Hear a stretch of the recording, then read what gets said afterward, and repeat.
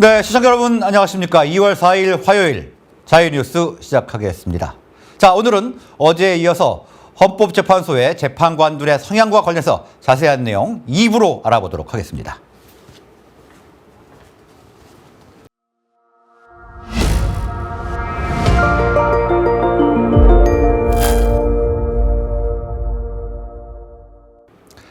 자, 이런 논란이 있는 재판관들, 재판에 참여를 하는 게 맞을까요? 법과 양심에 따라 판결을 한다고 하는데 과연 이렇게 학연, 지연, 혈연 등으로 얽혀있는 사람들이 과연 아무 것에 영향받지 않고 공정한 재판을 할 수 있다고 누가 장담을 할 수 있겠습니까?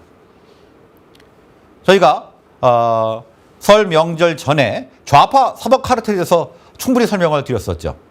우리법 연구회와 국제인권법 연구회 또 민변 등에서 서로 끌어주고 밀어주던 그 끈끈함이 과연 객관적이고 편향됨 없이 판결을 내릴 수 있을까요? 자, 아니나 다를까 여기에 대한 고발이 들어갔습니다. 한 언론의 단독 보도인데요. 한번 보시죠. 자, 서민 민생대책위원회라는 시민단체에서 헌법재판소 재판관 3명을 고발을 한 것입니다. 시민단체 서민민생대책위원회는 어제였고요. 문영배 헌법재판소장 권한대행과 이미선 정계선 재판관을 직권남용 등의 혐의로 서울중앙지검에 고발했다고 밝혔습니다. 서민위는 윤석열 대통령 탄핵 심리 과정에서 헌법재판소가 절차적 정당성을 위반했다며 국회 본회의에서 통과된 탄핵 소추안에서 내란죄 조항이 제외된 것은 중대한 하자로 헌법재판소는 이를 기각하고 국회로 돌려보내야 한다. 이런 주장을 했습니다. 그러면서 문형배, 이미선, 정계선 재판관이 탄핵 심판의 공정성을 저해할 수 있는 이해 충돌 논란에 연루돼 있다고 강조했습니다.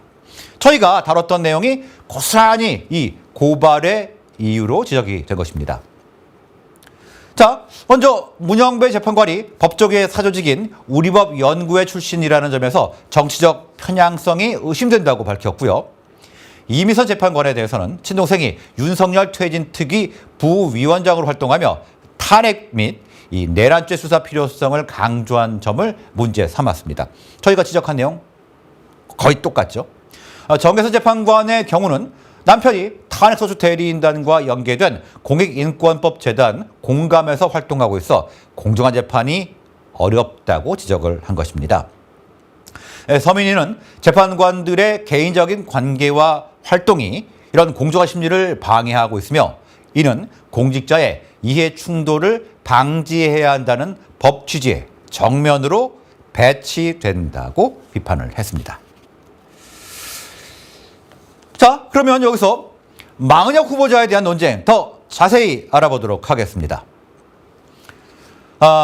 이 마은혁 후보자와 관련된 내용은 청구인 자격, 그러니까 이 재판 진행의 속도 등 절차적 흠결 논란이 끊이지를 않고 있는 것입니다.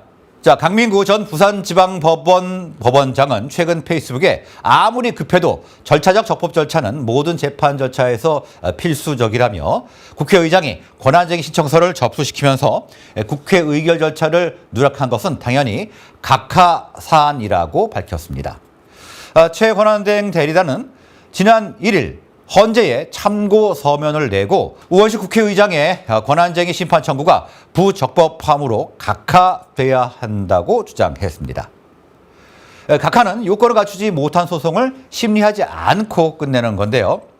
최 권한대행 측은 이 사건 청구인은 국회고 국회의장은 국회의 대표자일 뿐이지 의장이 국회 본회의 의결을 거치지 않은 채 직권으로 청구할 수는 없다고 했습니다.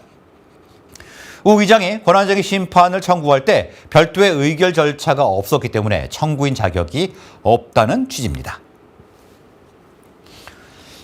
최 권한대행 측은 2011년 헌재가 민주노동당 이정희 대표 등이 전시작전 통제권의 전환 일정을 2015년으로 연기한 행위는 조약 체결 비준에 대한 동의권을 침해한다며 이명박 대통령을 상대로 낸 권한쟁의 사건을 각한 사례를 근거로 들었습니다.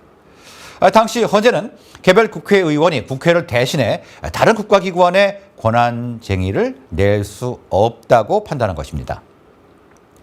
최 권한대행식은 이번 사건의 결과는 대통령 탄핵 심판에도 영향을 미칠 수 있기 때문에 더욱 신중한 심판이 요구된다고 밝혔습니다.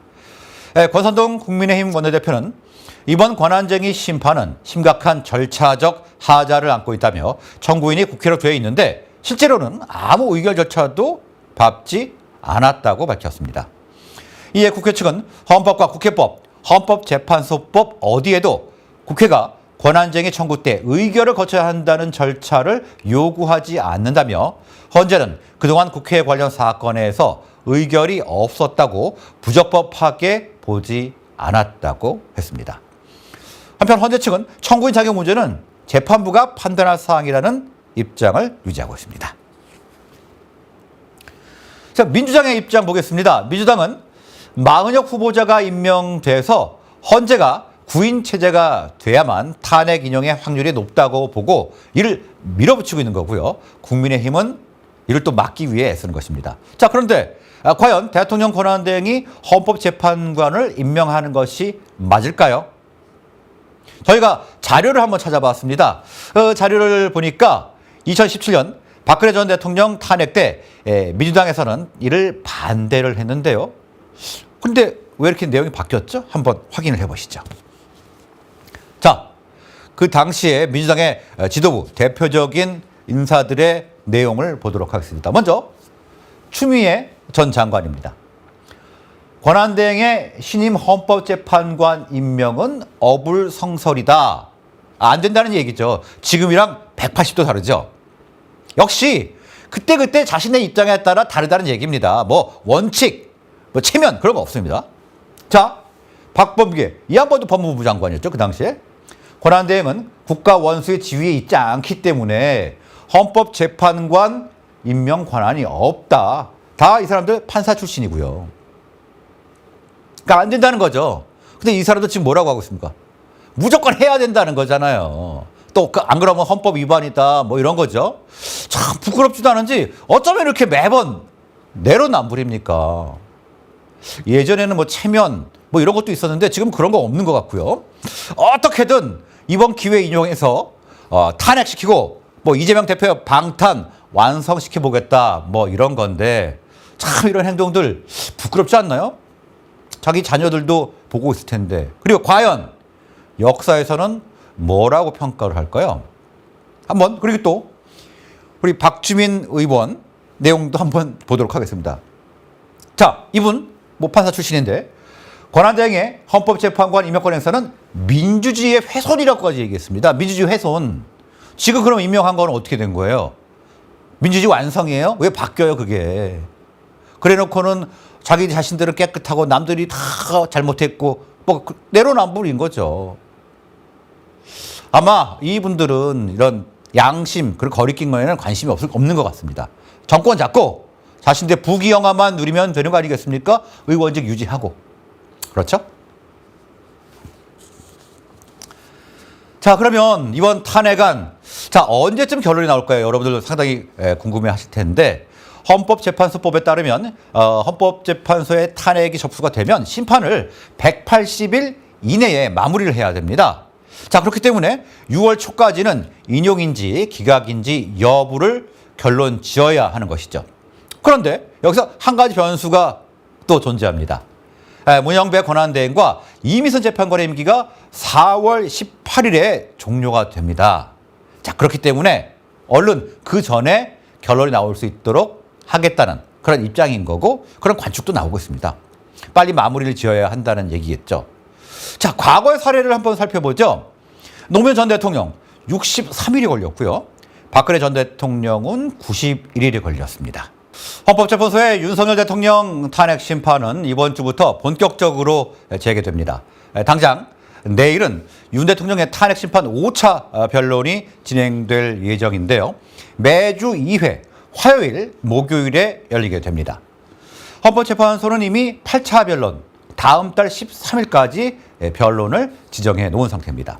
네, 현재 헌법재판소는 살얼음판에서 탄핵 심판을 이어가는 형국입니다. 이럴 때일수록 헌법과 법률, 양심에 따라 심판하는 자세를 보여줘야 할 텐데요. 이제는 헌법재판소의 시간이 왔고요. 이 시간을 어떻게 맞이하느냐가 헌재 조직에 그리고 대한민국의 미래가 걸려있다고 봐야 할 것입니다. 네, 이상으로 자유뉴스 마치도록 하겠습니다. 강추위가 이어지고 있는데 건강관리에 유의하시기 바랍니다. 편안한 전 시간 되시고요. 저희는 내일 인사드리겠습니다. 여러분 고맙습니다.